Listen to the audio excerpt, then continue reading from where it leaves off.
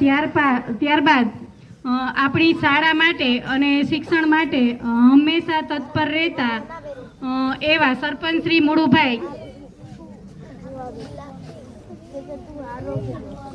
High school તરફથી 500 રૂપિયા બાળકોને પુરસ્કાર સ્વરૂપે મળેલા છે. એકવાર તાળીથી વધાવીશું. તો હવે પછી આપણે ઇનામ વિતરણનો કાર્યક્રમ રાખીશું. જો ઇનામ વિતરણના કાર્યક્રમમાં એવું છે કે જ્યારે આપણે વિજ્ઞાન મેળો હતો ત્યારે